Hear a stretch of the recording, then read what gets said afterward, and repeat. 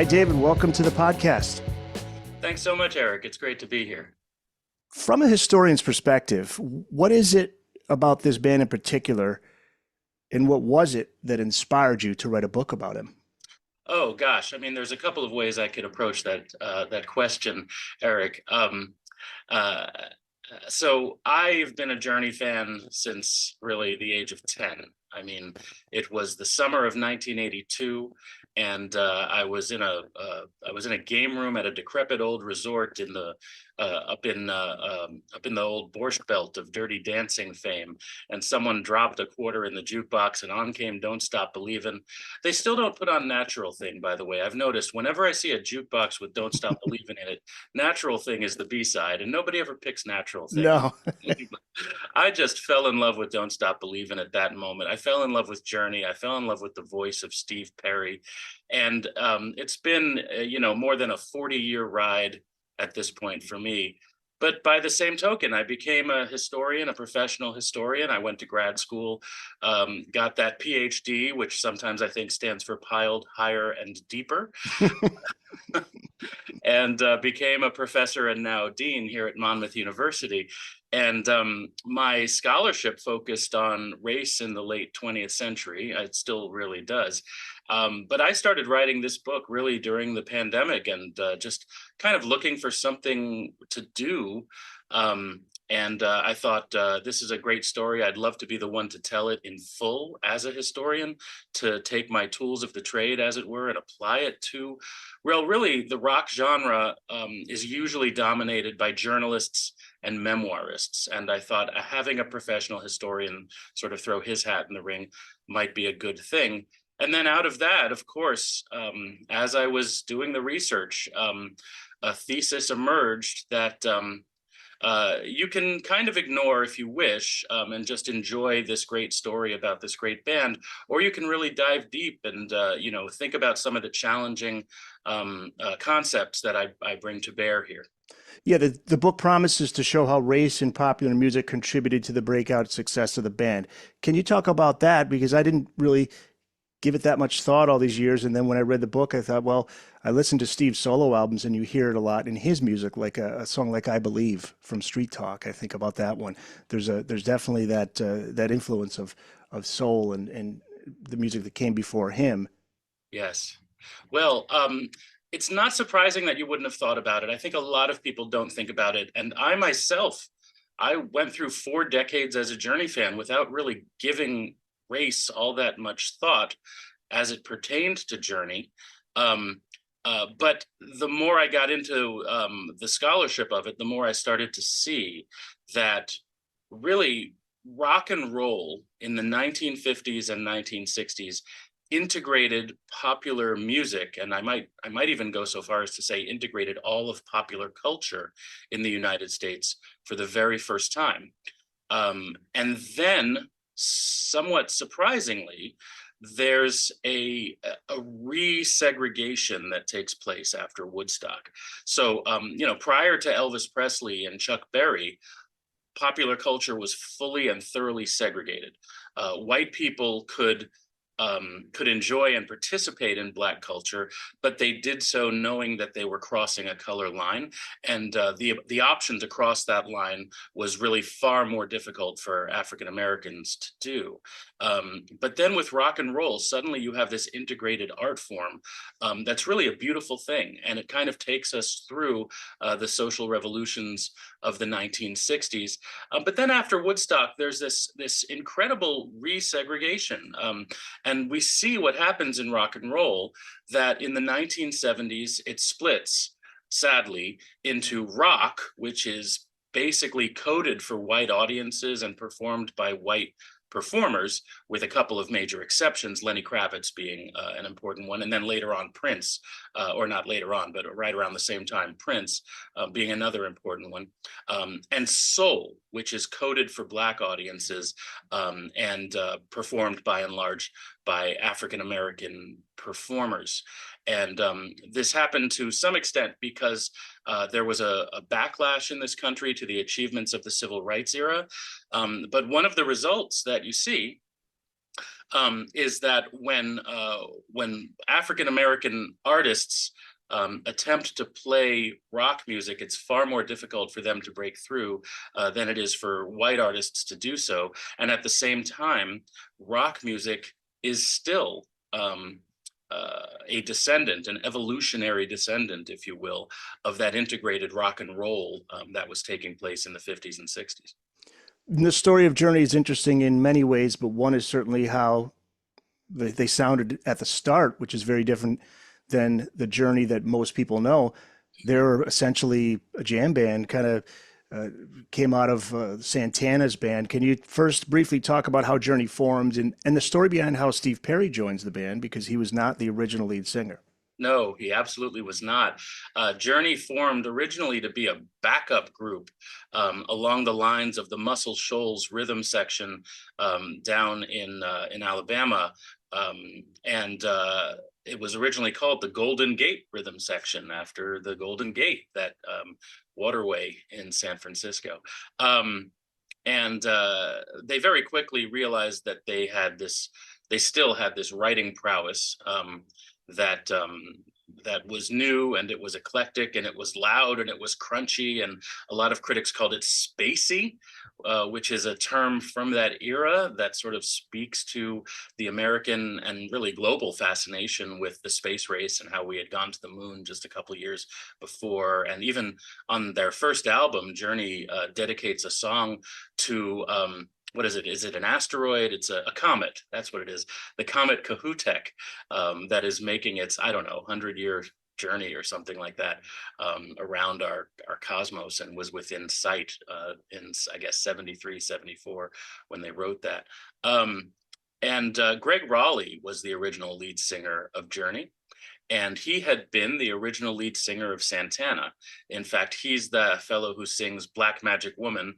If you go to the Santana Greatest Hits album and you listen to that, he was inducted into the Hall of Fame originally, the Rock and Roll Hall of Fame, originally with Santana back in the 90s. And they also included Neil Schon, who was the second lead guitarist for Santana, starting with their third album. And with Santana's third album, not Journey's third album. Ross Valerie, who had played with several important Bay Area psychedelic bands, including one called Frumious Bandersnatch, and had also played with Steve Miller.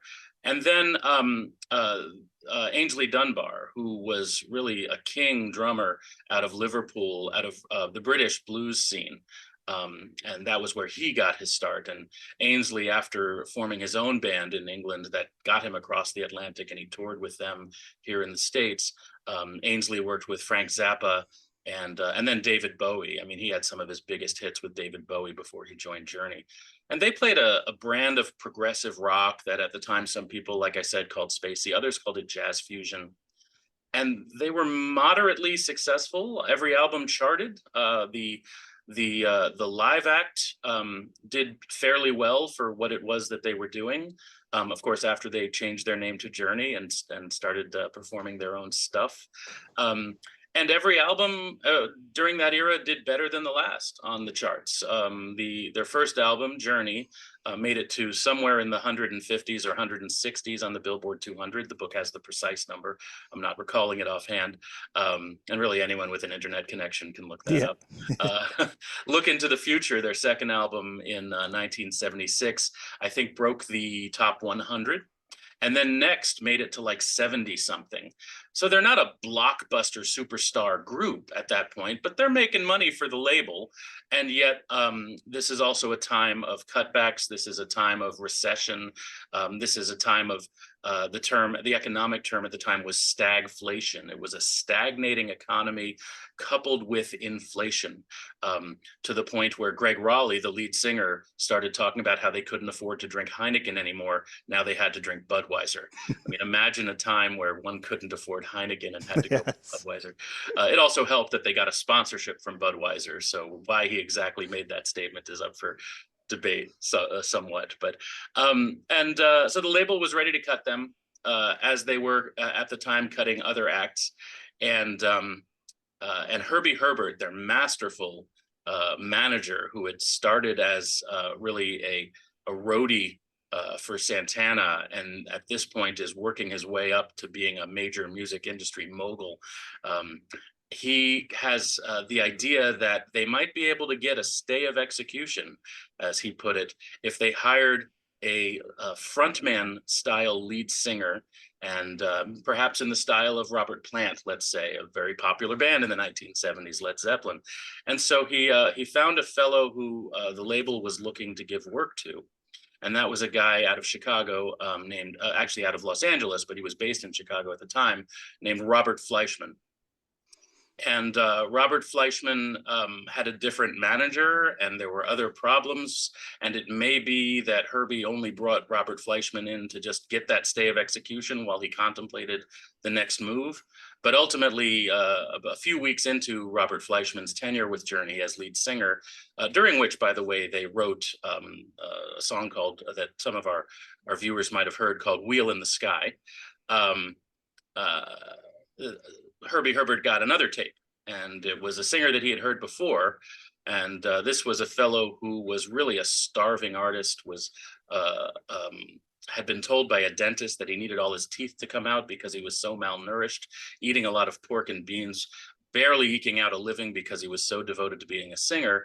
And this fellow that I'm talking about almost made it big in early 1977 with a band called Alien Project, until the bass player of that band died in a freak car crash on the 4th of July. And he went back to his stepfather's turkey farm to contemplate his future. And fortunately for us, Herbie heard his voice again at that time in history.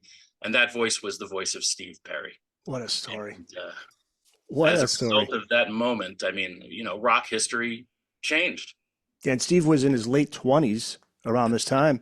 So he was talking about this may be it for me. I think he was ready to call it quits.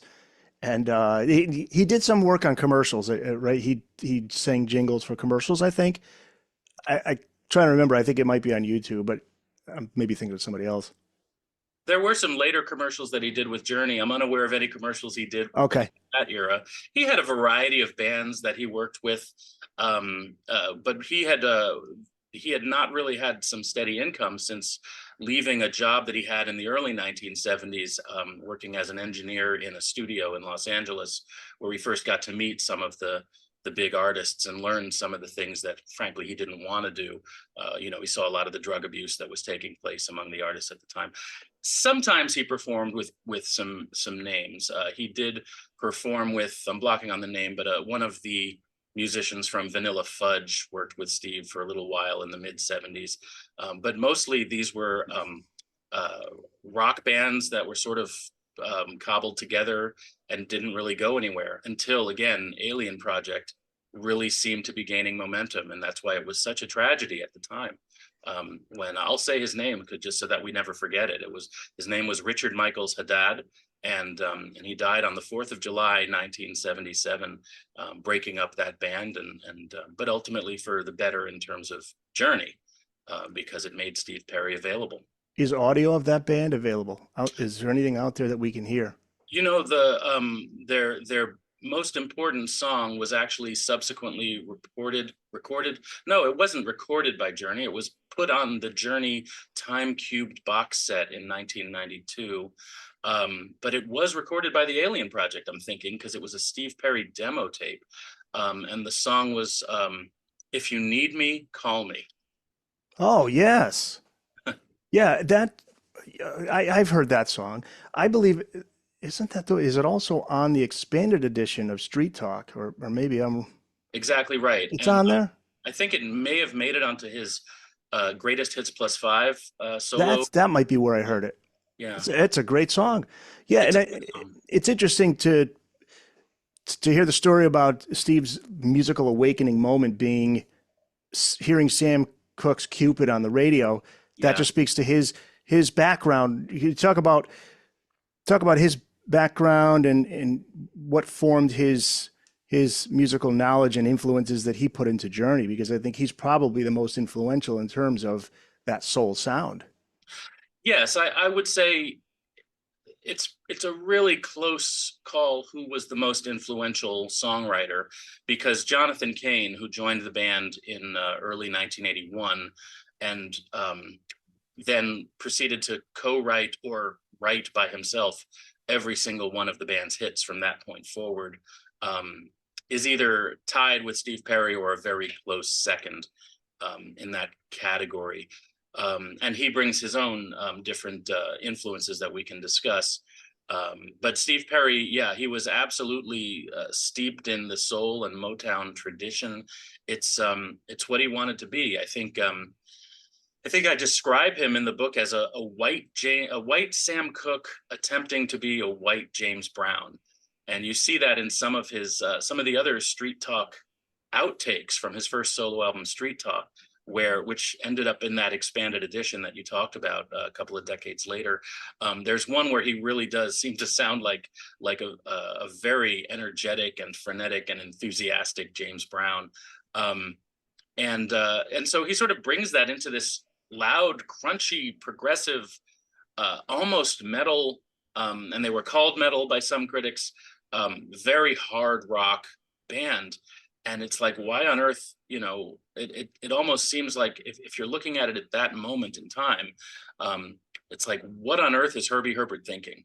And the band themselves didn't want Steve Perry. They're like, this guy's completely different than what we do.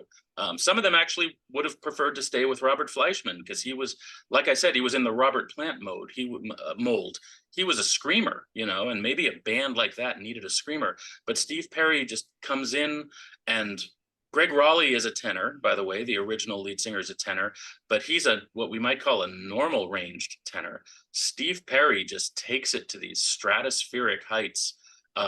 If you sit there on a piano and listen to him sing and just start tapping out the keys and seeing how high you can get on the keyboard while still playing the exact note that Steve is singing, it's just amazing that a male voice can go quite so high and still be in full voice, not falsetto.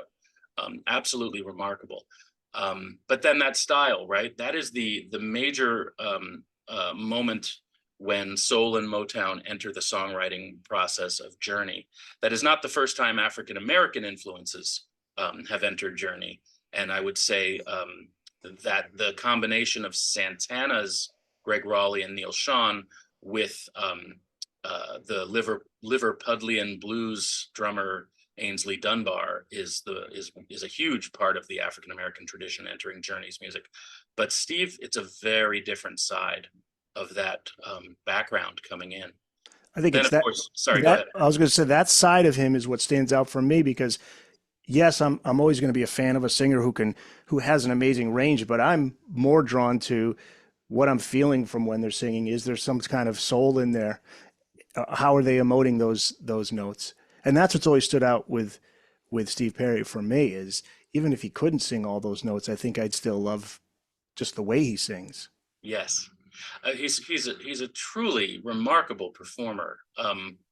He seems to feel the music Right. performing it, and that you can see it in the videos of him on stage, but you can also hear it even in the studio recordings, which a lot of times we hear the studio recording and it just sort of seems even with music that we think is fantastic, it just sort of seems like plain. And we go to see the band in concert to see them really act it out, right? And with Steve Perry, I mean, you listen to some of these songs, the studio recordings, and it's all there. He's bringing it 100%. Yeah.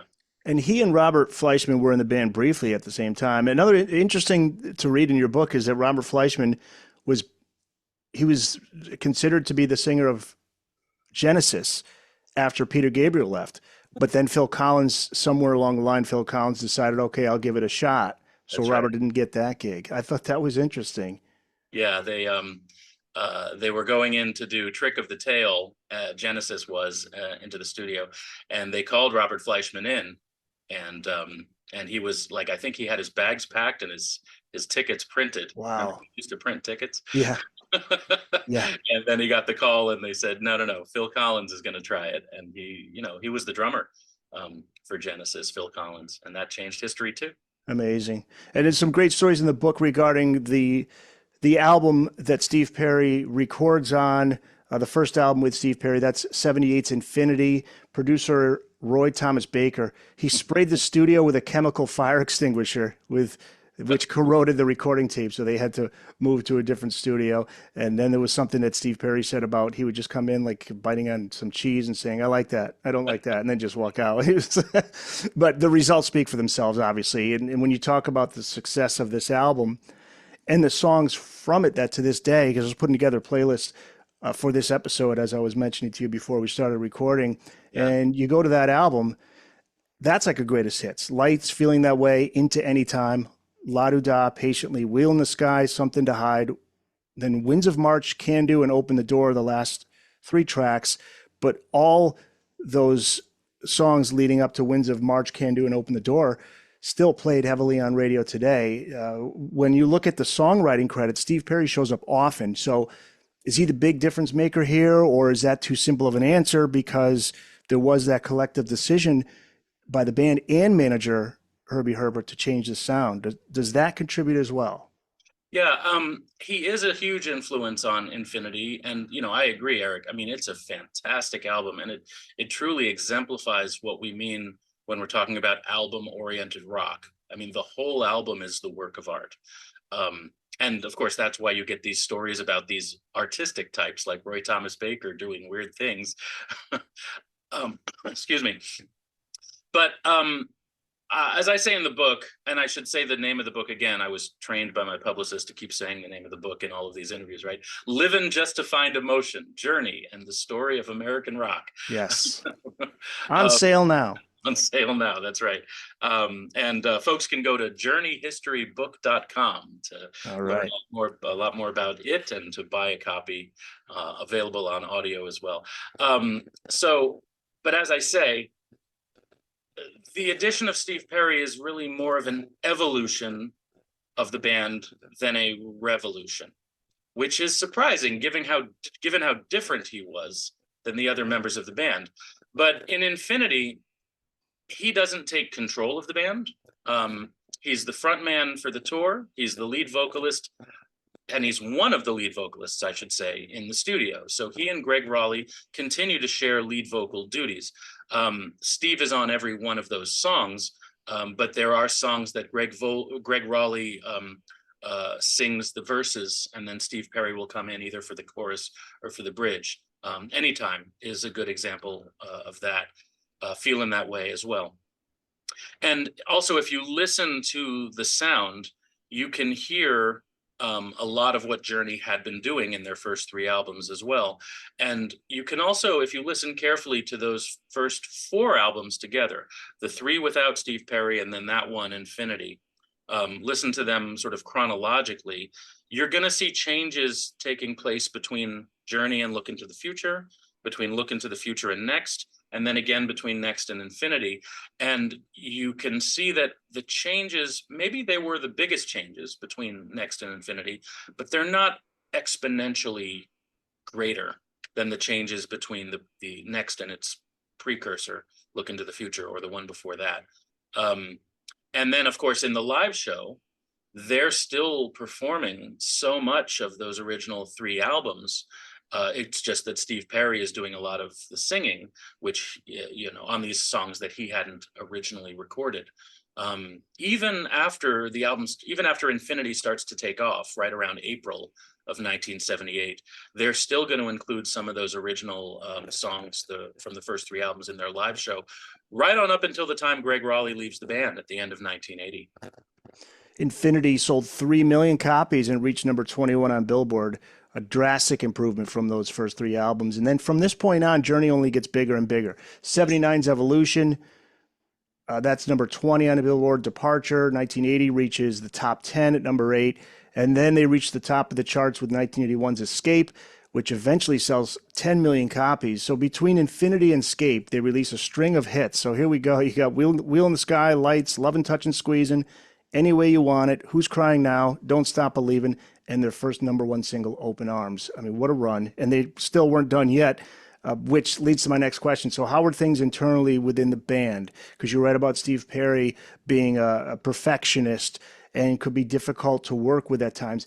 And he wanted to replace Roy Thomas Baker as a producer. So is he increasingly gaining more control over band decisions? Because in the book, there are some sources that claim Ainsley Dunbar was fired in 78 because he and Steve didn't get along. But that's up for debate, right? It's absolutely up for debate. And what I do with the story of Ainsley Dunbar's firing is I take a few pages to unpack this. I think that's one of the differences between what I do as a historian and what, say, a journalist would do. And there have been a couple of journalistic histories of Journey over the years that just sort of say, okay, and then he was fired, and then they move on, right? Pretty much, or they might put one reason out there into the book. But I really do my best to unpack it. I read every single interview pretty much that any of the players or Herbie Herbert, any of the individuals affected by this said about it. And then I kind of hit the jackpot at the Rock and Roll Hall of Fame archives at Cuyahoga Community College in Cleveland. They have the relationship with the Rock Hall. So they get to hold all those archives and copies of all sorts of rock books. By the way, I recommend it to all your readers to go check that out when they're in Cleveland visiting the Rock Hall. Head over to Cuyahoga Community College and see the Rock Hall's archives Yeah. as well. And a copy of my book should be there by now too. Living Just to Find Emotion, Journey, and the Story of American Rock. That's right. But when I went into that archive, lo and behold, I found Ainsley Dunbar's lawsuit. And so Wow. the thing about being a historian is um, you want to try to get everything and then read everything. And that is a fundamentally impossible task. So you do your best. You get as much as you possibly can. And there's always constraints in terms of your own time, in terms of the funding that you have available to do these things, to make trips to archives, for instance. And I could go on Westlaw or another legal database and look through every single law case in every county anywhere near San Francisco, and then state cases for a couple of years. And that would probably take me years just to do that without an actual case file number. But if you go to an archive where they have a folder called Journey, and then a subfolder called Ainsley Dunbar's lawsuit, right? And you open it up, and there it is. It sure does save a heck of a lot of time for the researcher. And there it was. And I read it really, really carefully to try to figure out what the heck was going on with this. Um, and so I'll leave some of those conclusions for the readers to discover in the book. But just to say that when it comes to sources, there's a big difference between what someone says in a media interview and what someone says in a legal filing. First of all, in a legal filing, you are under oath to tell the truth, the whole truth, and as they say, nothing but the truth. You're also going to say everything you can possibly say to win your case. In the spirit of the whole truth, right? And so there was both the suit and the countersuit. So I got to see what Herbie Herbert said about it, and I got to see what Ainsley Dunbar said, and ultimately to make a judgment and draw some conclusions, as historians do, for some documents that really hadn't been released publicly. I mean, when they say everything that they could possibly say to win a case, that includes lots and lots of things that they would not say publicly, because what you say publicly is always sort of mediated by publicists with the idea that you have a brand that you're trying to promote. And in the case of Journey, by the time this lawsuit was filed in 1980, that brand was growing by leaps and bounds, and there was lots and lots of money to be lost if they had revealed some of these things publicly, but they had to put him in the lawsuit to try to win the case. So, Wow. So yeah, is how much of an influence is Steve on the band as far as decision making by this time? yeah, not so much. No, he's not the band leader. It's only after Evolution that he's able to engineer the firing of Roy Thomas Baker. And in that case, he goes to his bandmates and he goes to the manager. But the manager is in charge. Herbie Herbert was in charge of Journey in 1979. That's why, sort of, to say, okay, Steve Perry fired Ainsley Dunbar, or Ainsley Dunbar was fired because he didn't get along with Steve Perry, is really truly an oversimplification. It's one of many factors that went into that moment. But with Roy Thomas Baker, that's really because Steve Perry wants to fire him.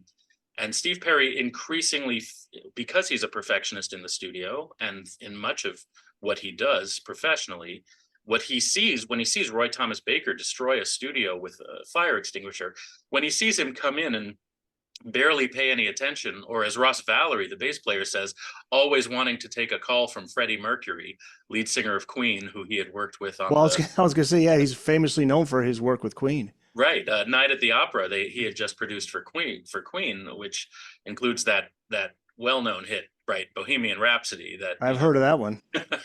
everyone from age 3 to 83 probably sings along to whenever they hear it, right? Yeah. Oh, that's interesting. So, yeah, I mean, so Ross Valerie would joke that every time the phone rang, it was Freddie Mercury, and off goes Roy Thomas Baker out of the studio. And for Steve Perry, I mean, this was his big break. This was his chance to finally make the big time. And here's, as far as he's concerned, here's this guy who's coming in and taking their money, right, for doing almost nothing, and in some cases doing things that are counterproductive to the mission. Frankly, the mission is to write, produce, perform fantastic music that develops an ever-growing audience, right? To make their mark on the art. And this guy's coming in and playing games and barely actually doing the job of producer. In one of Steve Perry's later interviews of the period in the mid 1980s, he talks about how he doesn't even feel that there should be a producer at all if you have a competent band. He says producers, that's when he talked about just coming in and having a bit of cheese and leaving, right?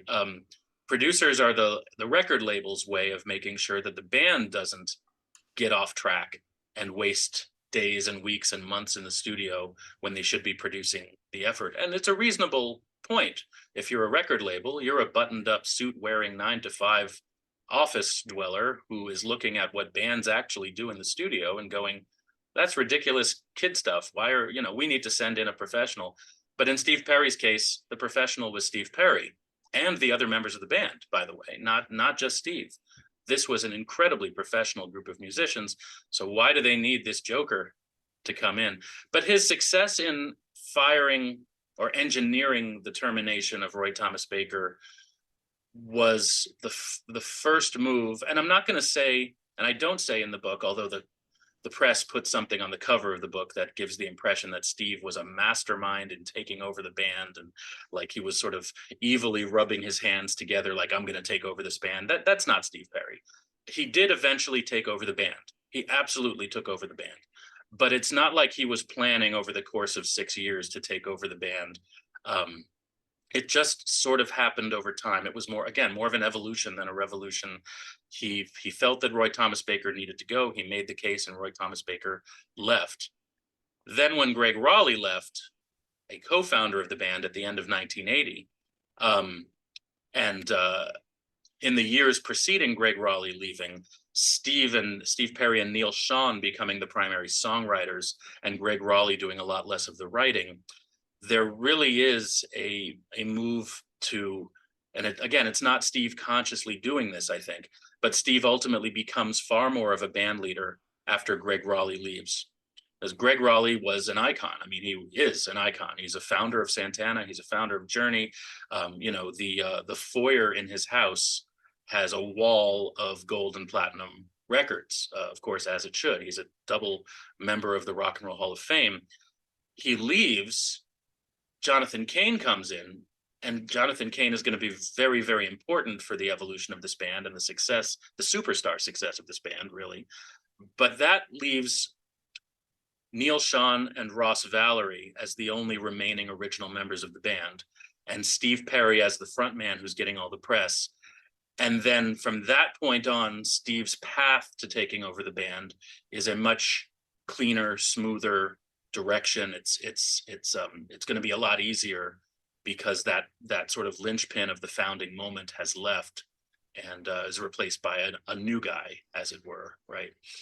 Hey guys, quick heads up from the grooming front lines. Shaving your jewels doesn't have to be a risky business anymore. Thanks to our friends at Manscaped and their Lawnmower 5.0 Ultra, you can forget about nicking your bits. This trimmer is all about keeping your things smooth and safe, so you can trim with confidence. Fancy a stress-free shave and some savings? Head over to manscaped.com now and save 20% off plus free shipping by using the code BOOKEDONROCK. With Manscaped, it's easy grooming and no surprises. Guys, don't be like me. Don't use a cheap razor, because if you do, get yourself a lot of Band-Aids. It's going to be a war zone down there. This 5th generation trimmer features 2 interchangeable next-gen skin-safe blade heads. A standard one for taking a little off the top and a new foil blade to go smooth wherever your heart desires. With dual LED spotlights, you'll achieve better visibility, making every trim more precise and hassle-free.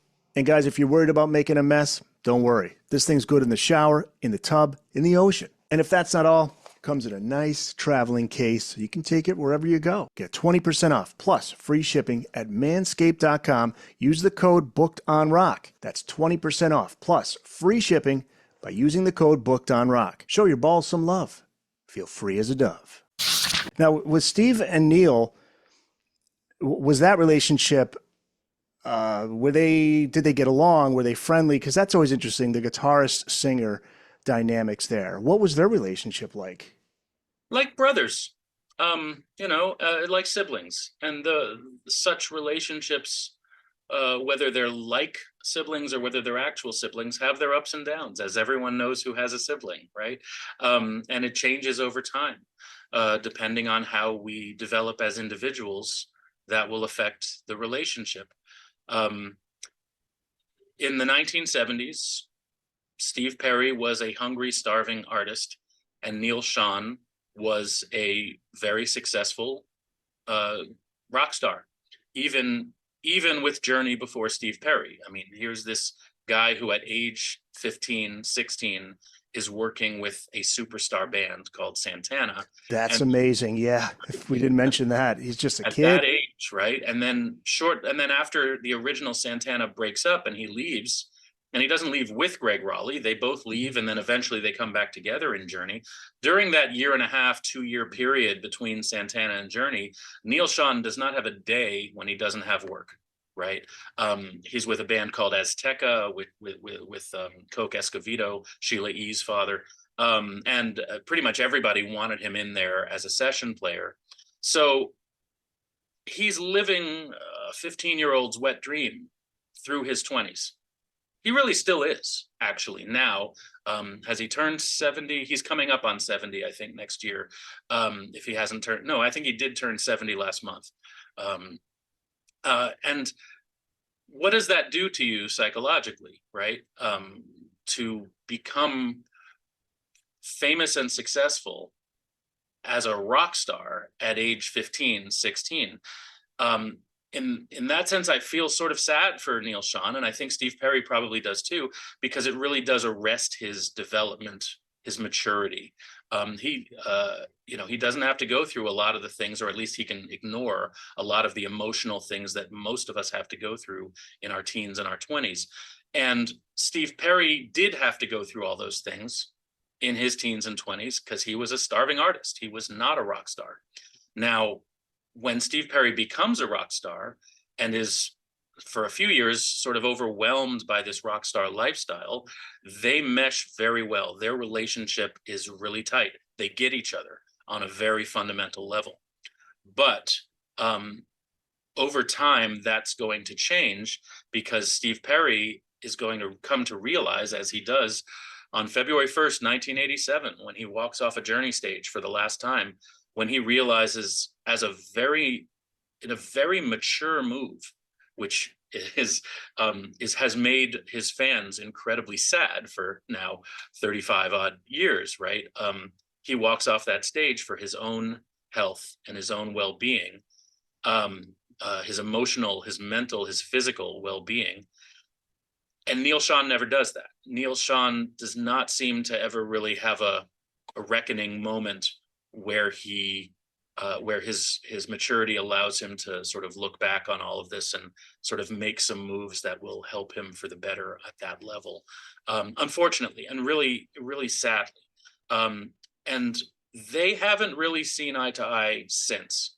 They're in completely different places psychologically at this point. Steve Perry is a very mature 72 73-year-old. I forget exactly how old he is, but he's an incredibly he thinks really clearly about what is best for himself and for his loved ones, and he charts a course for his life, and he has for decades charted a course for his life that has helped him achieve that. And Neil Schon is not doing those Mm. things, and so Neil Schon doesn't even have Steve Perry's phone number. I mean, they talk through lawyers at this point because they're just so different, and I think they probably are. One way to put it is they're just speaking completely different languages. Yeah. Steve Perry, by the way, 75, born in 75. Thanks for 49. looking it up for me. Yeah. Yeah. Yeah. Steve Perry, he knows what it was like to live the quote unquote normal life. So he enjoys that. Whereas, like you say, Neil, 15 years old, he's a rock star.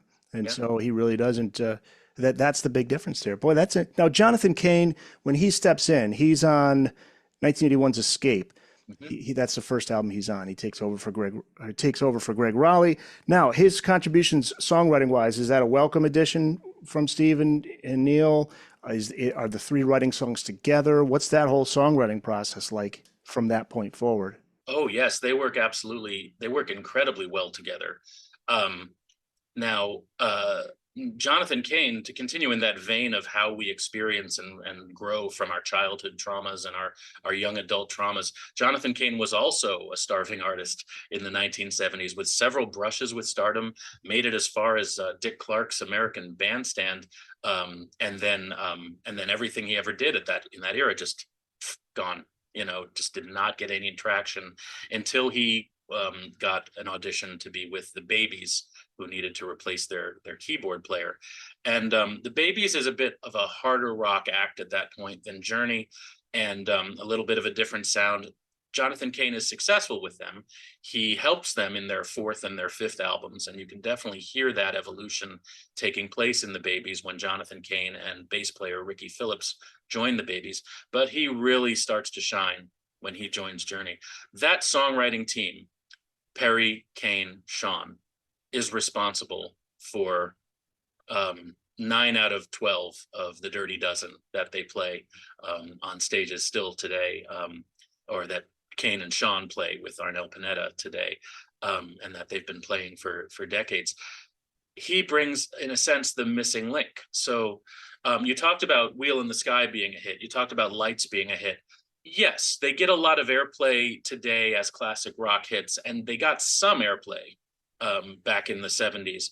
But their first real bona fide hit that charted in the top 20, that's not until Lovin' Touchin' Squeezin', which I think made number 19 on the Billboard Hot 100 in 1979. And then, of course, Any Way You Want It does very well. I forget where that one charted, probably in the 20s in 1980. But as you say, Escape is going to go all the way to number 1, and that's their 1981 album. Why is that? It's because of Jonathan Cain. He adds that final element at the exact moment, and that's where the race story comes in, and that's where American popular culture comes in, at the exact moment when the rock fan base, if there is one, there are many rock fan bases, but when there's what I call, and what many people call, the cultural zeitgeist is ready for the journey that is going to happen with the addition of Jonathan Cain to that songwriting team of Steve Perry and Neil Schon. Now, we've talked about where Steve Perry and Neil Schon come from. Not so much Neil Schon. We haven't talked about him so much, but he's basically Eric Clapton meets Jimi Hendrix with, as he puts it, a lot of Aretha Franklin thrown in there for good measure. And he also thinks of himself correctly, I would say, as being the consummate guitar player for the consummate vocalist. And so the epitome of this, by the way, if you'll permit me a little tangent, is his, I think, 2002 solo album, Voice. Fantastic album, really? Grammy-nominated album, which is all instrumentals, where he uses his guitar to replace the voice on covers of everything from Enrico Caruso to Bryan Adams. Oh, wow. I got to hear it. Wonderful album. Yeah, I'm ashamed to say I have not listened to it. Okay, it's called Voice. It's called Voice, Neil Okay. Sean Voice. Neil Sean Voice. All right. And yeah, go buy it. Tell everyone to buy it. Once you hear it, you will tell everyone to buy it. We use Well, part of for it. the record, he's an amazing guitarist. I'm a Oh, he huge fan. truly is. Yeah, I don't think he gets a lot of press as the most underrated guitarist. I don't think he's actually underrated. I think being the lead guitarist in Journey and being known for that is a great rating. sure, sure. And I'm a Uh, huge Sammy Hagar fan, so the work he did, yeah. HSAS, Oh, great. I wish Yeah, that would have continued, but that never did. never But did. but But yeah, good so, stuff. but you're saying, yeah, Escape is that you So hear the Jonathan difference. Cain. You Yeah, hear the difference. back to Yeah. so that's where Neil Sean came from, and we've talked about where Steve Perry came from. Jonathan Cain, as I like to say, as he would probably put it, and he does talk about this in his memoir, he combines Arkansas country with Chicago polka and modern rock and roll. And so you wouldn't expect those influences to be there, and yet they are. So Don't Stop Believin' is a good example of this. We talk a lot about that. A lot of people talk about Don't Stop Believin'. Forbes just named it the biggest song of all time. But another example of this can be found in their song Only the Young, which was on the soundtrack to the movie Vision Quest. Oh, I love that song. Song is so much Uh, better than the movie. Uh, yeah, right, it has been a lot more successful than the movie. right. Is Made it that onto their greatest hits album. And in songs like that, you see this very middle American um, post drive through um, suburban heartache, some people call it, right? That Jonathan Cain truly embodies. Jonathan Cain talks about Steve Perry having the persona of the next door guy who never got the girl, but really that's Jonathan Cain. That's the angst that Jonathan Cain brings to his songwriting.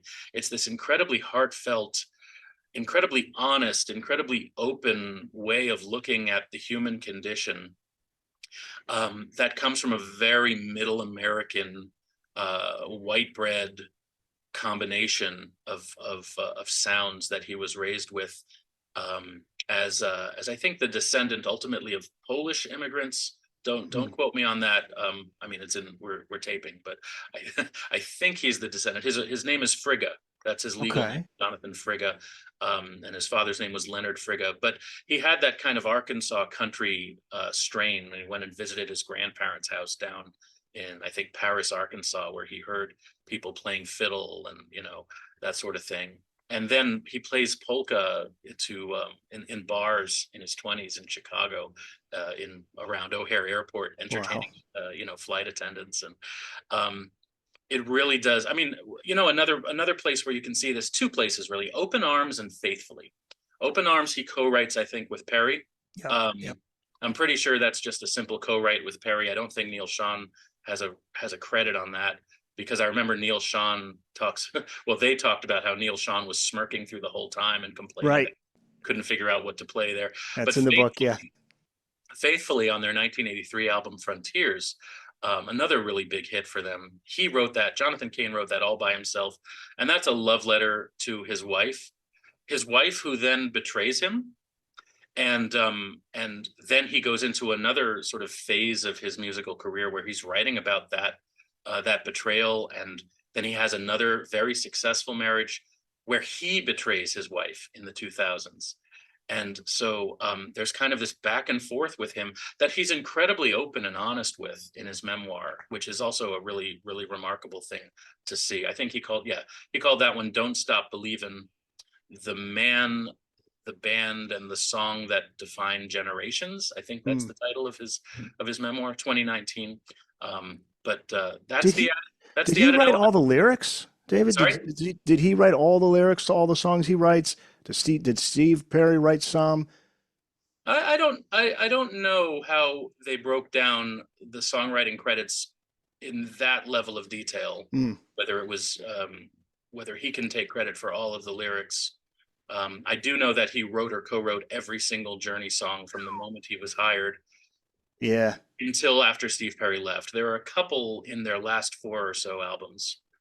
Their 2005 album and I think their 2011 album have a song or two Yeah. that he didn't write. But Well, Don't Stop Believing is I think that's the one that famously he wrote down on a napkin or something because his dad was telling him on the phone, "Don't stop right, believing," because he was ready to call it a day and say that's it.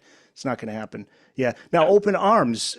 This initially, Steve Perry and Neil Sean didn't want to record this one initially. Why was that? And what's the connection to Joe Cocker's "With Little Help from My Friends" on this track? Huh.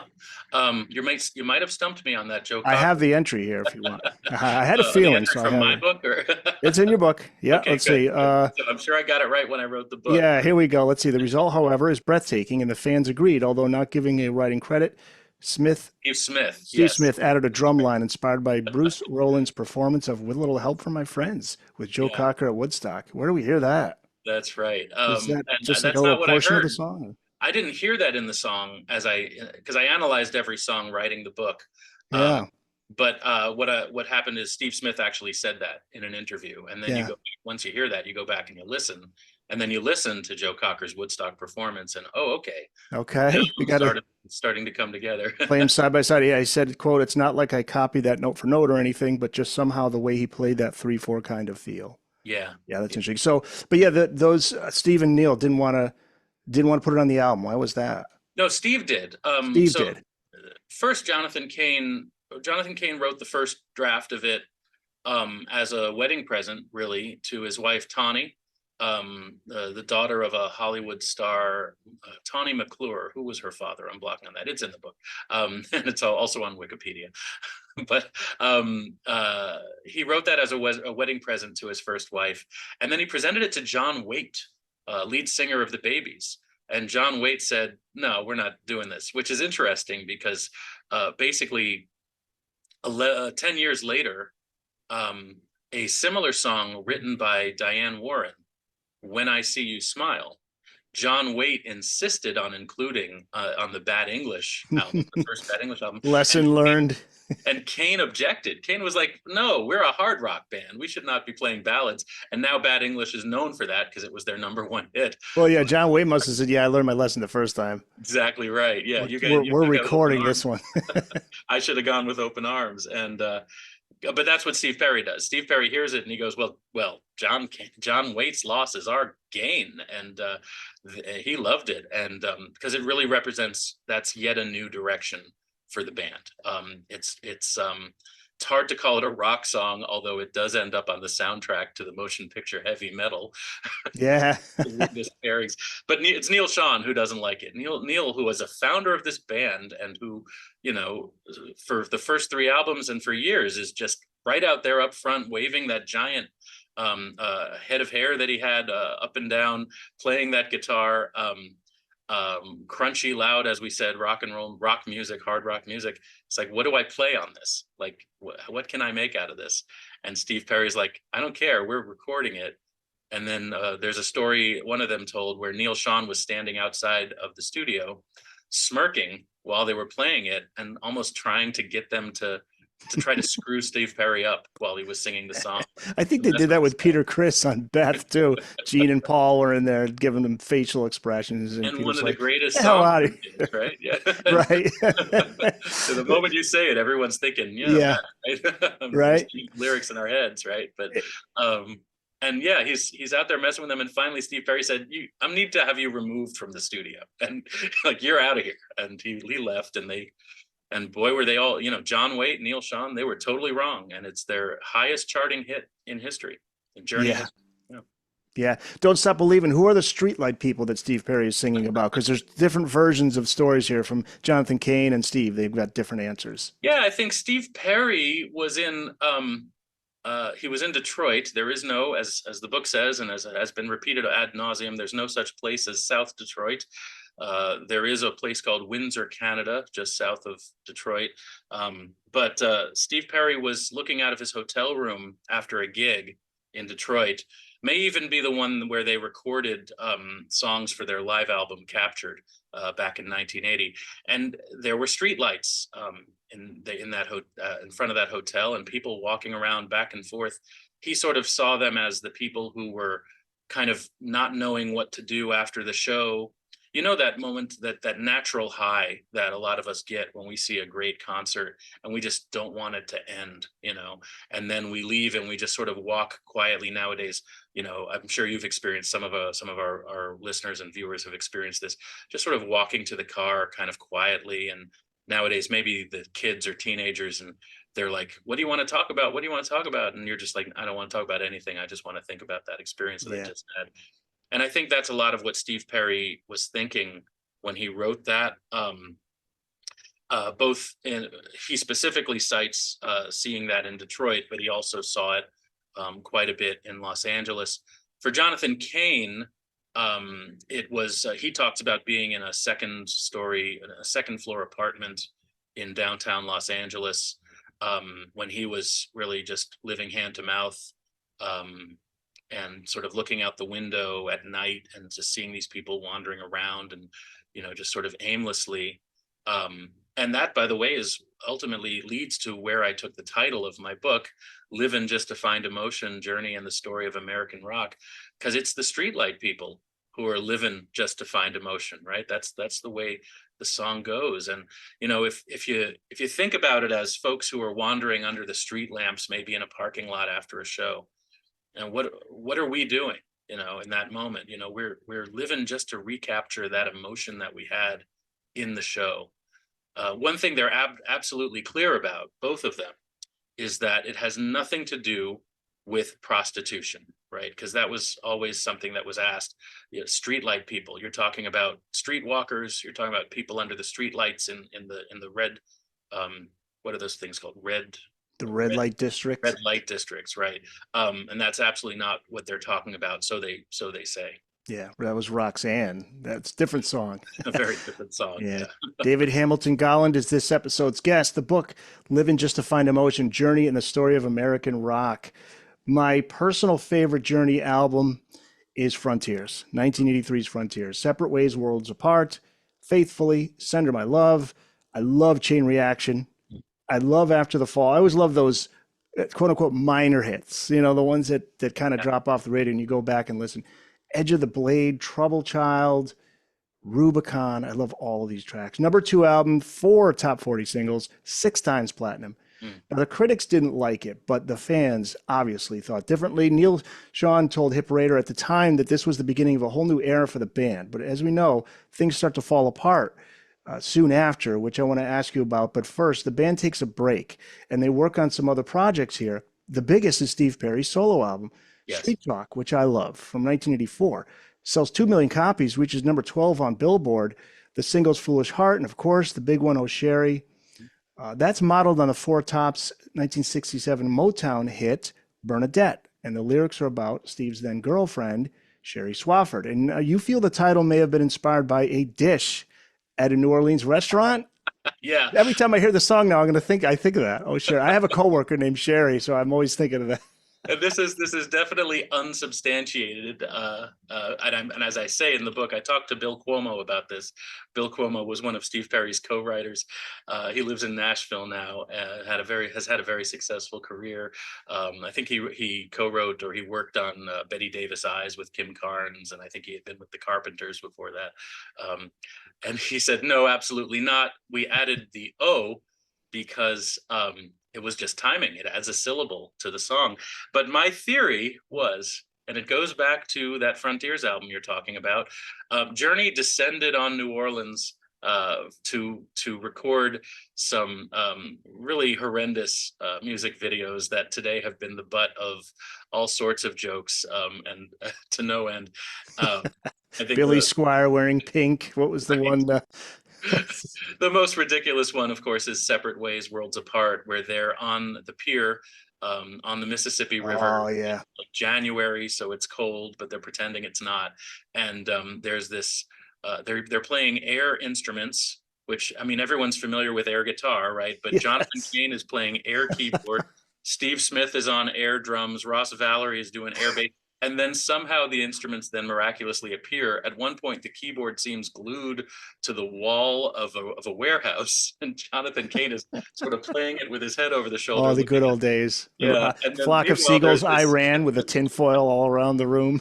It's just and there's this brilliant. clueless model who's just for some reason walking through the set. And Sherry Swafford was unhappy that she wasn't asked to be the clueless model walking through set. There's no real explanation to this album, this video. And at that point, of course, Steve Perry says, we're not doing stylized music videos anymore. And he doesn't. That they do on the road music videos like the one for Faithfully, and they do in the studio music videos, right, where you can see them recording. But other than that, they're not trying to tell us what to feel or what to imagine for the storyline. And he really does make fun of that in the Oh Sherry video. But so we're in New Orleans at this point in the story, and if you're Steve Perry and you're in New Orleans, well, for most of us, we go to New Orleans for, as I did for a conference a couple of years back, and you got to go to Galatoire's. Everybody goes to Galatoire's. I mean, it is this jacket required. There's Phil Collins entering the story again. Restaurant on Bourbon Street in the French Quarter, and it's like, I don't know, a half a block in from, I think, Canal Street, the main drag there, where all the big hotels are. And Galatoire's has a dish, as so many places do, but it's the sort of place where if you're Steve Perry, the sort of person who would wear a top coat and tails on stage at that point in his career, you're going to go and have dinner. Someone's going to say, well, you got to go have dinner at Galatoire's, right? So you're going to put on your jacket and you're going to walk into Galatoire's. And what do you see when you first open the menu? Turtle soup, au sherry, which is French. It means turtle soup with sherry, right? But it's au sherry, Sherry, meaning fortified wine from Spain, right? That's great. Sherry Swafford's name is not spelled that way. Her name is spelled Sherrie, and of course the song is not AUO, it's OHO. But I developed my own little pet theory in that moment. I myself went to Galatoire's at my last conference a couple of years ago before the book came out. I'm like, really? Turtle soup au sherry? And I had just been out to the pier to check out where they filmed the video. And because that's what I do when I go around the country, I see where Journey has been, and I sort of think about how that affected everything, and it just sort of all came together. And it may be completely false, but I think I like it. I think it's a neat theory, right? I think that's up there with the Wizard of Oz and Dark Side of the Moon. We got to put it up there. This is interesting too. Now, next time, whoever's listening to or watching this interview, give O'Sherry a listen and try to imagine a saxophone solo, right? Because that was what Steve wanted, but Waddy Wachtel ends up doing the guitar solo on that. I thought that was interesting. Now, the success of Steve's solo album, that definitely had fans worried. I can imagine the band members might have been like, "Uh-oh, what's going on?" But he wasn't going to leave the band. Comments that Steve made to the press, though, didn't go over well with the band. One member panned Street Talk, right? There was one guy in Journey that said something negative about it. Yeah, it hasn't been revealed in any of the sources that I've read to date which member of Journey did not like Street Talk. Steve Perry said who it wasn't, and I'm forgetting that passage of my book. It probably says it. You probably have it right on. Yeah, I got it here. Let's see if we can find it. But I know I do remember Neil Sean saying, "Boy, that was a song, Oh Sherry, we could have used." Mm-hmm. Was kind of bummed, like that would have been another hit for us. Well, he did kind of leave the band in his head, as he put it later. In his head, he quit, and he didn't tell anyone that he had quit because he liked, and he still does today, likes to be a little vague and always hold out that possibility. And part of that is money. Part of that is maintaining this air of possibility that keeps the fans interested over the years. And therefore keeps the money flowing in, people buying the albums, people seeing the live act, which he still profits from, even though he doesn't actually perform with them anymore. And then he came back, but he came back under certain conditions. That's when he took over the band, frankly. So he had the experience of a solo album that was off the charts successful, and he was the biggest celebrity in the band. At this point, he knows he's the driver. of what they're going to be able to do. And he basically gives them an ultimatum that none of us knew about at the time. It was totally behind the scenes. It was not publicized, but the company that controlled the band, Nightmare Productions Incorporated, that Herbie Herbert, the manager, was president of, and that all the members of the band were co-owners of. He basically said, if you want me to come back, you need to give the authority over the band to this new entity that I'm creating called Elmo Partners, which is named after the character on the cover of your favorite album, Eric, Frontiers. That's called Elmo. Yeah. Yeah, that's right. It's a great and cover too. So they created Elmo Partners, which is an equal partnership at the time. It was an equal partnership of Steve Perry, Neil Schon, and Jonathan Cain. And at the time, it wasn't certain that they were going to get rid of bass player Ross Valory or drummer Steve Smith, only that they were going to take control of the band, and they did. And but Neil Schon and Jonathan Cain, they accept this with the idea that they can be co-owners of this new entity, Elmo Partners. And the other people involved, the other owners, Herbie Herbert, Steve Smith, and Ross Valory, they go along because they want to keep the money train running. I mean, this is just the reality. Steve Perry says this is what we have to do. That's what we have to do. And the result is another incredibly successful album, as you know, Raised on Radio, which is both a nostalgic look at rock and roll and a furthering of their sort of direction towards Motown and soul-oriented music. And that's because Steve Perry is in charge now. He decides which songs are going to be on the album. He produced the album himself. He was the producer. And he wants to move in this direction, not just because that's what he was raised on, right? Sam Cooke and Motown, but because of something else that was happening right around the same time. Prince and Michael Jackson had become superstars. And especially Prince, when Steve Perry looks at Prince's success, he's looking at African-American rock. And Prince is really the exception that proves the rule. Where else is there African-American rock that is successful at that level since Jimi Hendrix? There just isn't. And yet Prince's success tells Steve Perry, Prince's success and Michael Jackson's success tells Steve Perry, I want to move Journey a little bit further in that direction. And then something happens that now is a Netflix documentary, We Are the World, to help with famine relief in Ethiopia. Quincy Jones and Stevie Wonder and Michael Jackson get together and put together a star group of musicians, including Bruce Springsteen, Bob Dylan, and Steve Perry, right? And Steve Perry is one of the very select few musicians who's given a solo spot in We Are the World, and an even more select few musicians who is asked to contribute an original song to the USA for Africa album that We Are the World is the center of. And he sees all this happening and he says, you know what, I'm doubling down on this. And that's what Raised on Radio is. And what do we get from it? Suzanne, Be Good to Yourself. You've done a good job listing tracks from albums. Mm-hmm. I'll leave that to you, Eric. Positive Touch. Positive Touch. Right? Yeah. I'm trying. There is one on there that's very much, I think it has a soul lean to it. It might be Positive Touch. I could be wrong. Yeah. But just overall, the whole album, like you say, it's got that feel to it. Yep. Yeah. Yeah. And I forgot about Suzanne. I forgot just how good of a song that is. Yes. Yeah. That came out in '86. A lot of problems getting that album done. By the way, before I forget, Steve Smith was the guy that Steve Perry said, Steve Smith's not the guy who panned my Street Talk album. Yeah. Yeah, so the album, 3 top 20 singles: Be Good to Yourself, Girl Can't Help It, I'll Be All Right Without You. And then I mentioned Suzanne. The album reached number 4, double platinum. Mm-hmm. But it's the last with Steve Perry until his return 10 years later. So what was Steve's reason for pulling the plug? And can you talk about the comment from original Journey bassist Ross Valory, which you include in the book? It's pretty powerful. I have it here if you need a reminder on this one too, but I thought it was interesting.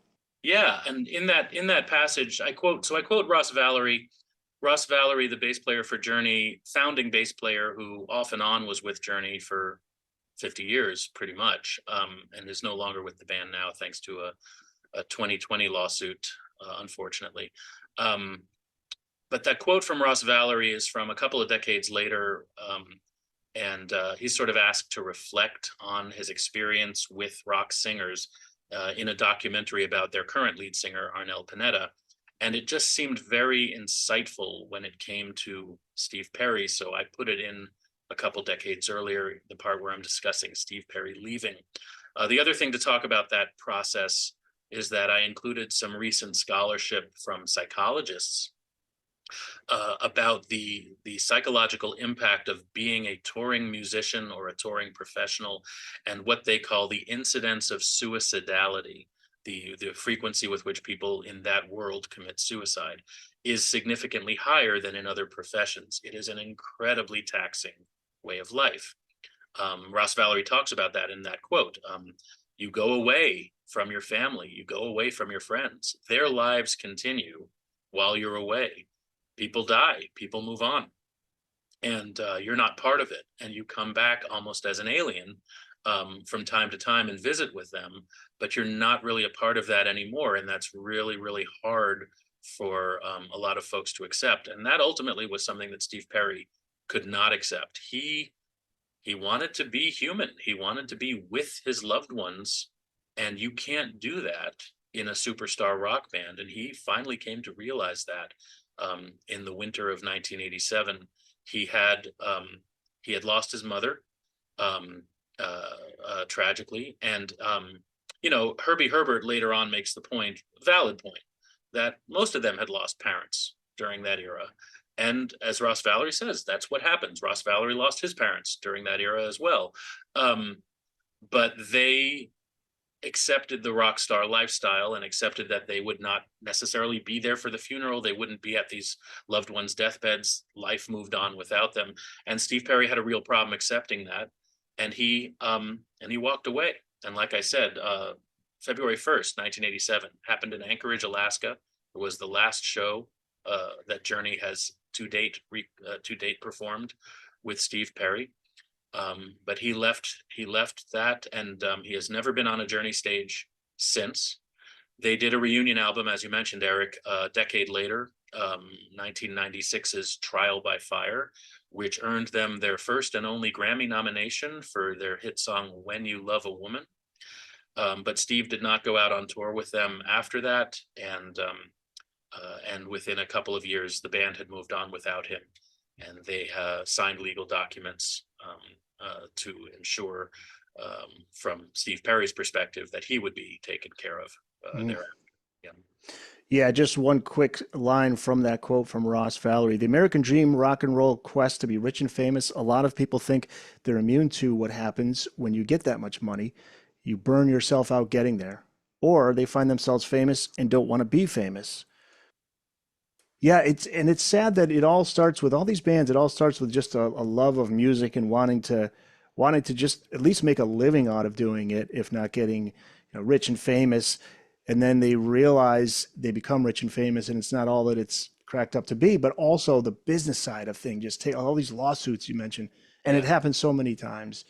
It happened so many times. But I was happy to see, as all the Steve Perry fans were, when he came back in '94. I think that was '94 was For the Love of Strange Medicine, Yes. and You Better Wait and Young Hearts Forever are among my favorite Steve Perry songs, Journey or solo. The album did well. It was great to see him back. He did some shows. I know he toured a little bit for that one. And then you mentioned the '96 album Trial by Fire. Mhm. So, but that fell apart fast because now he said it was a physical ailment that he needed some time on. And then the guy said, sorry, we're not going to wait. Yeah, he needed hip replacement surgery, and he argued correctly that it was not the band's business. Um, his medical situation was not their business, and they argued also correctly that if you're not medically capable of doing the job, then we can replace you.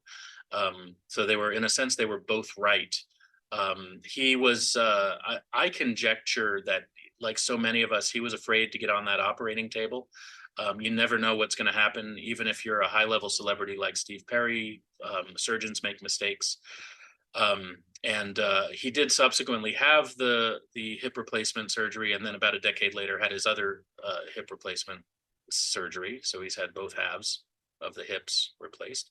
Um, but while he was waiting, and while he was thinking it over, is when the band moved on. Now, arguably, and what Herbie Herbert said was that he thought that Steve Perry never actually wanted to go out on tour with the band, never wanted to return to the band, just wanted to do a reunion album.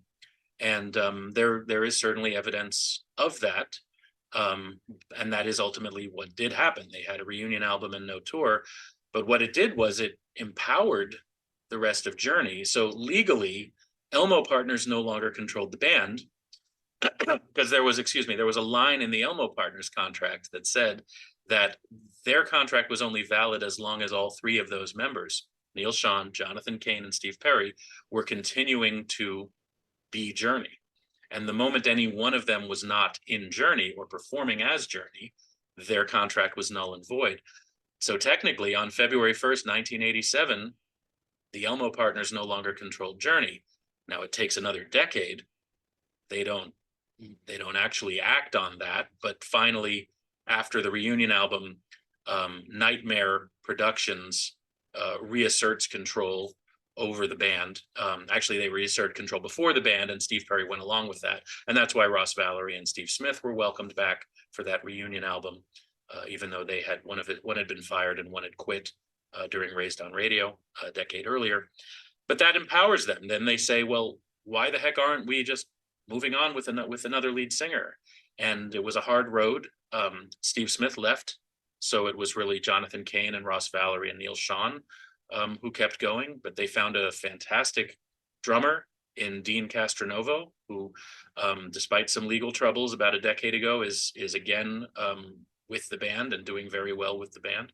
And they found Steve Augeri out of Brooklyn, almost a clone of Steve Perry, who performed very successfully with them for a number of years until, of course, there was a lip syncing scandal because he had blown out his voice performing Steve Perry's songs.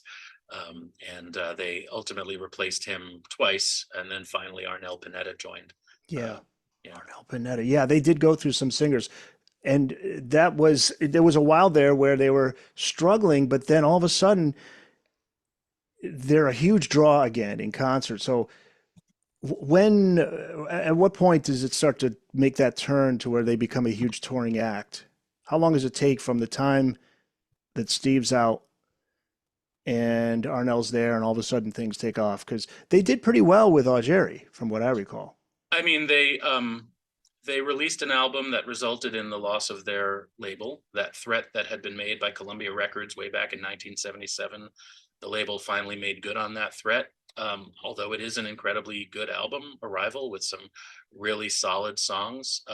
I got it the moment it was released in Japan, actually, and then a year later I got the US version, and enjoyed that tremendously, still do.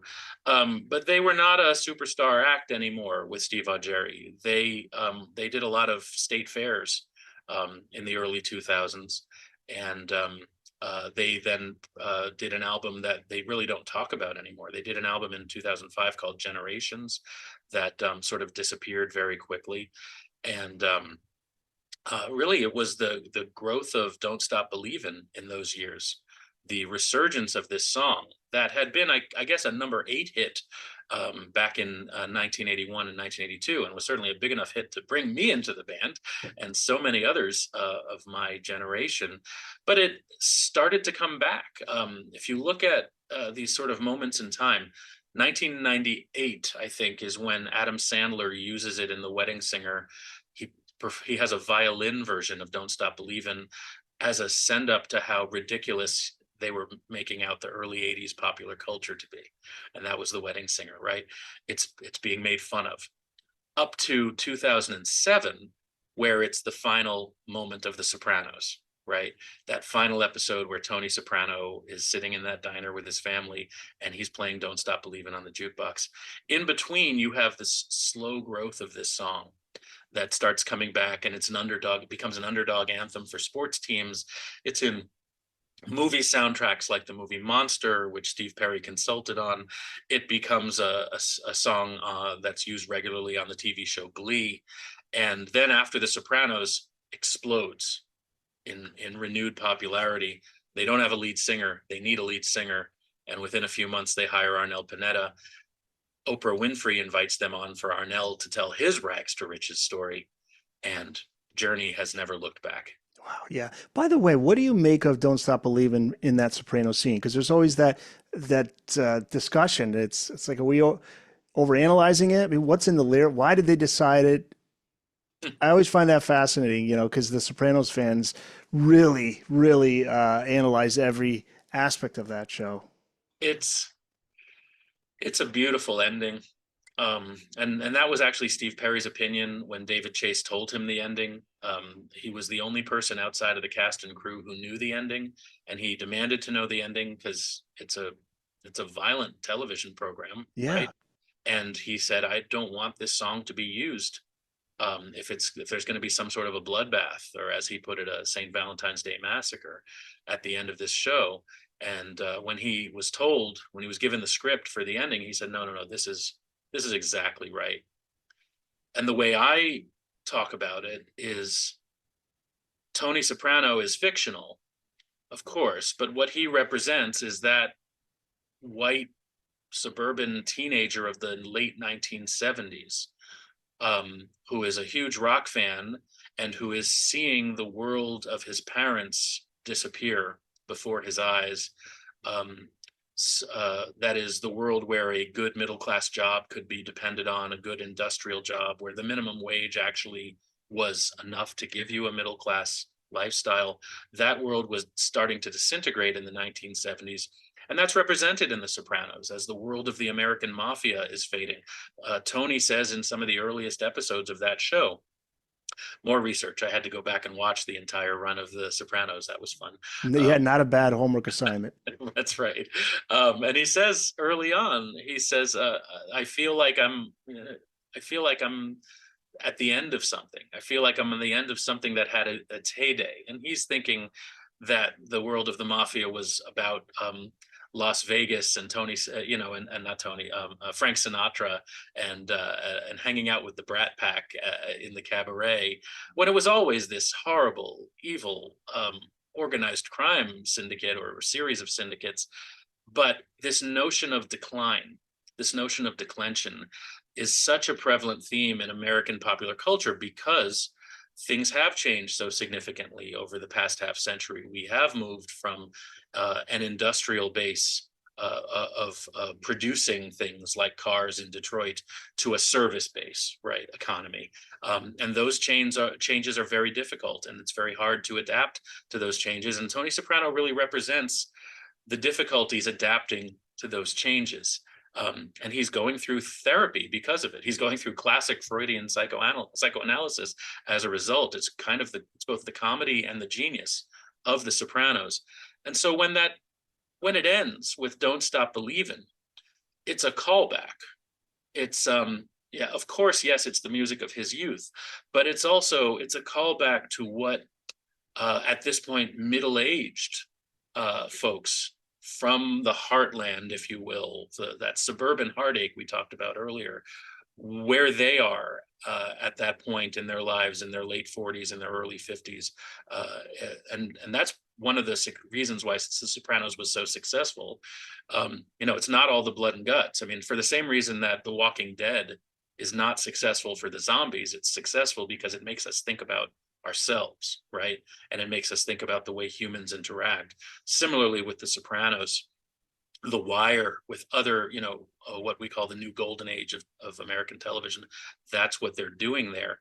And so to end it with "Don't Stop Believin" is producer David Chase saying that's what that song represents. That song represents people who think that things were better, who are having difficulty adjusting to change, but who know that if they just hold fast, it can still get better again in the future.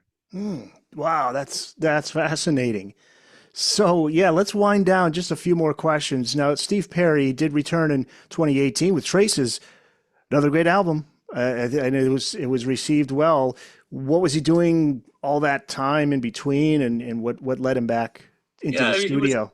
he was truly retired for most of that period, and then he fell in love again, Yeah, and it's a tragic love story. He fell head over heels in love with a woman he met through a friend who Patty Jenkins, who was the director of the film Monster, and he had worked with her when they had worked on putting "Don't Stop Believin" in that film, and uh,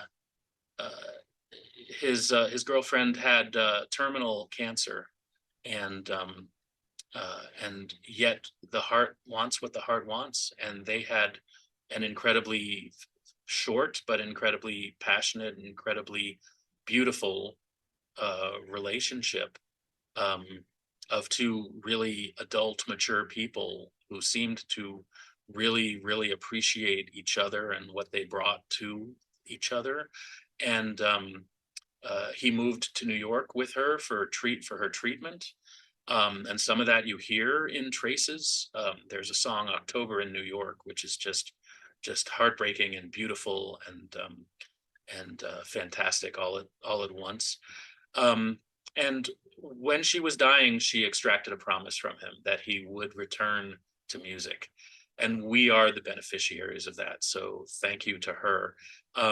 Because then he very quietly and secretly went into the studio. Every musician who worked on that album was sworn to secrecy, almost as if they were working on The Sopranos' final scene. Um, yeah, and it took about 5 years. But Traces is a masterpiece. yeah, absolutely. And you talked about going for long rides on his bike through Hanford, California, which is where he was from. Just being a normal person, Yeah. just being a normal dude. Yeah. Now, so where's Journey at right now? They're over the last few years, they've been in the headlines for not good reasons. A lot of lawsuits, battles between Jonathan and Neil, and so where are we at right now with the guys in Journey? Uh, so when they were inducted into the Rock and Roll Hall of Fame in 2017, four of the five classic members were in the band, because Steve Smith had rejoined the band after Dean Castronovo had some legal troubles, and that gave a whole lot of Journey fans hope that maybe Steve Perry will come back for just one more reunion. And then certainly after he released Traces, there was again that sort of dynamism. Maybe that's what's going to happen again. That's what happened in the '90s. He released a solo album, then he did a reunion album with Journey. Maybe we're looking at that. And then within a year, all those hopes were dashed, because in January of 2020, um, Neil Sean, with the agreement of Jonathan Cain, illegally fired Ross Valerie and Steve Smith. And I say that, when I say illegally, I'm not referring to criminally illegal. I'm referring to civilly illegal. So there's a difference, and I don't mean to imply that laws were broken. What I am stating is that contracts were broken, and that Neil Sean had no right, nor did his management company have any right to fire Ross Valerie and Steve Smith. Um, they, along with Steve Perry and Herbie Herbert, all co-owned Nightmare, which was the corporate entity of Journey. And Neil Sean had tried to create a side project called Journey Through Time, which would have allowed him to make more money. And what has really infuriated Neil Sean over the years is that both he and Jonathan Cain, as part of their agreement with Steve Perry after the breakup in the late '90s, agreed to pay huge sums to Steve Perry. Now it's 12.5% of every dollar they earn on the road, and 12.5% of every dollar they earn from their recordings, meaning the new recordings. They're still paying him for that. And uh, um, Neil Sean also is on wife number 7. He has over the years had lots and lots of alimony and lots of child support to pay for, and a rock star lifestyle. And so to have to continually pay this rent, as it were, to Steve Perry was very chafing to him. And so he created this side entity called Journey Through Time. He even brought back Greg Raleigh for it. And originally it was for charity. But when he started to try to make money off of it, money that he would not have to share with any of the former members of Journey, including Steve Perry, the company acted. Nightmare said, well, no, you can't do that. You can't create a band with the word Journey in it if you're Neal Schon, and expect that that we're going to allow that to happen. And so they had board meetings where he was removed from his post as president. He was never removed. His shares were never taken away from him. He always maintained a seat on the board of that company. But Ross Valerie was put in place, I think, as the secretary, and Steve Smith as president. These are mostly honorary titles in a board of that nature. But Neal Schon then concocted a story that the two of them were engaging in some sort of a corporate coup d'etat. And he won in the press very quickly. Lots and lots of journalists bought that story hook, line, and sinker. But that's, again, where you have to read the entire legal documents, because Ross Valerie sued. He said, you can't do this. I'm a co-owner of this company. You can't fire me. And then Neal Schon countersued and said, yes, I can. And when you read these documents very carefully, as I did, it's clear that Ross Valerie was right. What's also clear, however, is that once they can't work together anymore, there's no way you can really have a Journey led by Ross Valerie and Steve Smith without Neal Schon and Jonathan Cain. That just won't fly. You can have a Journey with Neal Schon and Jonathan Cain without Ross Valerie and Steve Smith. That's what they're doing right now. So they were going to settle. We always knew they were going to settle. The delay in how long it took to get to a settlement was caused by something we all experienced in March 2020, the pandemic. The courts shut down, gave them time to think about what the settlement was going to be. It ultimately became a game of chicken. How long would Ross Valerie hold out to try to get as much as he could in consideration for what he had done for this band over 50 years before finally agreeing to a settlement? And how close was Neal Schon going to let it get to an actual court date? Because if they had gone to court, Neal Schon would have lost, and that would have been the end of Journey. And so the only way Ross Valerie could lead Journey is if Steve Perry came back. So and that's not in the cards at this point. So Journey continues. They have Arnel Pineda still. He's their longest running, chronologically speaking, lead singer in history. He's recorded 3 albums with the band. None of them have achieved anything close to the success of the Steve Perry stuff, and they pretty much don't play that music in concert. They go out and they play their hits, but they have huge crowds that they perform in front of. They're a very successful concert draw. And as I say at the end of the book, at some point when the current members can no longer perform, they'll probably make like ABBA and put up holograms and just keep this journey going forever and ever. Yeah, yeah. On and on and on, right? And Jonathan and Neal are getting along now, because they had I guess Neal was not happy that Jonathan was talking about politics in interviews. And then I heard a story about they hired bodyguards to make sure that the other guy didn't sneak into the other guy's dressing room before a show. It's like, what's going on? Yeah, I mean, They're cool now, though. A lot of this does devolve down to Neal Schon's maturity level, unfortunately. And let me be absolutely clear. I am a fan of Neal Schon's music. I really love his guitar playing. I have bought every album he has ever produced, whether it's his solo album or Journey stuff or other bands that he's been a member of. And I encourage everyone to go and do this because it is fantastic music. HSAS, folks. HSAS, yeah, Sammy and Neal. Sean and Hammer, Bad English, Hardline, all that stuff. Go and get it. Absolutely. But unfortunately, as a human being, he really still is that 15, 16-year-old, and it does come out in the way that he deals with people. That's not to let Jonathan Cain totally off the hook.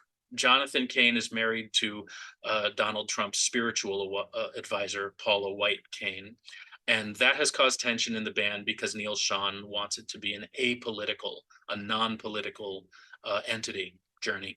And Neal Schon is right in that regard. But simply being married to someone who works with a politician is not the same as bringing politics into the band. And I sympathize with Jonathan Cain. Jonathan Cain is in love with his wife. He has every right to be in love with his wife and to go with his wife to events. He's also entitled to his political opinions. He is also entitled to play Don't Stop Believin' at events with Donald Trump, which he has done. Those are not a political use of Journey. that's a guy who show. I mean, if you're invited to an event like this and your wife is that high level, you're going to go. Many of us may disagree with him politically, but um, he also doesn't actually talk about the politics. He doesn't go to Journey concerts or get on the horn with the press and say Neil Sean is wrong because of all these good things about my favorite political candidate. Um, Whereas Neil Sean will do things like when Aretha Franklin died, he'll say that his tribute to Aretha Franklin was not a Journey tribute, but a Neil Sean tribute. And he'll call up reporters all over the country and ask them to print retractions when they say it's a Journey thing rather than a Neil Sean thing. It's almost embarrassing, really. They sued each other over misuse of a Journey corporate credit card. And in that case, I think Jonathan Cain was right when I read those legal filings. That Neil Sean probably was misusing a Journey credit card. In the end, they settled. But yeah, there were times when they, as late as last year, when they needed bodyguards against each other, or at least they said that they did, or reporters observed them as having separate bodyguards. But they always managed to get out there on stage together, and that does say a lot. And they're still together. So And they they're were still still, together. yeah. And Steve Perry, meanwhile, is like, I'm just happy I'm not involved in all this stuff. Well, Steve Perry did sue them Well, a he couple is of years ago. involved. Yeah. He in a Scratch completely that. separate lawsuit. So Neil and Jonathan had sold their rights to the songs, and Steve Perry had not sold his rights to the songs. And then I think Neil had tried to use the songs in another way, and Steve Perry filed a complaint against them with the trademark office, the U.S. Patent and Trademark Office, and it just Hey, goes on and on and on. yeah. At the end of the day, though, it's the music that Truly we're is. so drawn to, and it's just the most amazing music. So many great songs. Living Just to Find Emotion, Journey in the Story of American Rock by David Hamilton Golland. So it's out now through Rowman and Littlefield, and you can find it wherever books are sold. And where can people find you online? There was also a website you mentioned earlier. We can mention that again. Yes, journeyhistorybook.com, all one word, journeyhistorybook.com. And I hope you'll go there. You can find a link there to the Rowman and Littlefield site where you can get the hardcover and you can get the ebook. You can also find a link on journeyhistorybook.com for the audiobook, which I'm also very proud of.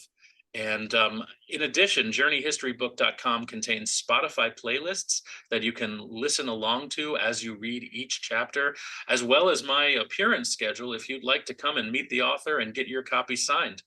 Cool. By the way, favorite album, favorite song? Favorite album would have to be Escape. Okay. That's what brought me in. But my favorite song is Winds of March from Oh, Infinite. yes. Yes. Winds of March. Okay. I'll make sure I put it in the playlist for this episode. All right, David. So people, any social media pages you want or sites you want to get out there too, if people want to Yeah, reach out to you? I'm on X, formerly Twitter, at DH Golland, and I'm on Facebook. Just David Golland, I think, is what I am on Facebook. But all of those links you can find through journeyhistorybook.com. Oh, perfect. So Yeah. I'll just put that link up in the show notes page. So for anybody listening or watching this, check out the show notes page below or wherever you get the show notes. You'll see it there. David, thanks so much. This was a fascinating conversation. Eric, this has been an absolute pleasure. I've really enjoyed talking with you this morning. Thanks so much.